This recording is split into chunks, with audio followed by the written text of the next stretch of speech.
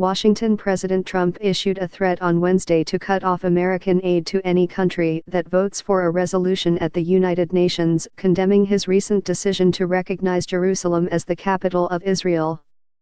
Mr. Trump's statement, delivered at a cabinet meeting in which he exulted over the passage of a tax overhaul, followed a letter to General Assembly members from the American ambassador to the United Nations, Nikki R. Haley, in which she warned that the United States would take note of countries that voted in favor of the measure. All of these nations that take our money and then they vote against us at the Security Council, or they vote against us, potentially, at the Assembly, they take hundreds of millions of dollars and even billions of dollars and then they vote against us, Mr. Trump said. Well, we're watching those votes, he added. Let them vote against us, we'll save a lot. We don't care. It is difficult to see how Mr.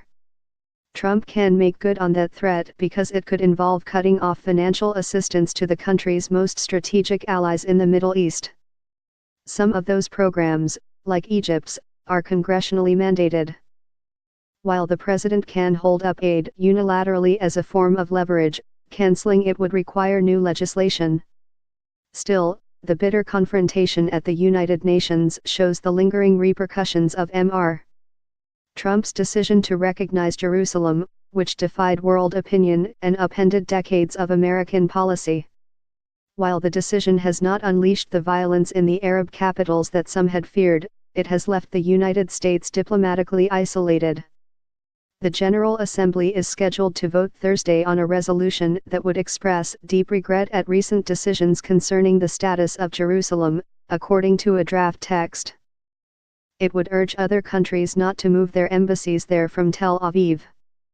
Mr. Trump announced this month that the United States would relocate its embassy to Jerusalem, though State Department officials said a move was several years away because of the logistics of constructing a new embassy complex. In Ms. Haley's letter, a copy of which was seen by the New York Times, she said, "As you consider your vote, I want you to know that the President and U.S. take this vote personally. To be clear," she wrote, "we are not asking that other countries move their embassies to Jerusalem, though we think it would be appropriate. We are simply asking that you acknowledge the historical friendship, partnership and support we have extended and respect our decision about our own embassy."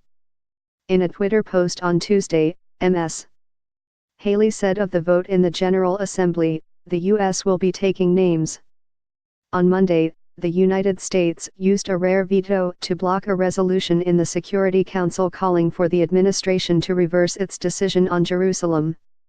The vote on the resolution, which was drafted by Egypt, was 14-1, suggesting there could be a similarly wide margin against the United States in the 193-member General Assembly. Canada, the Czech Republic, and Hungary might abstain from the vote, according to diplomats.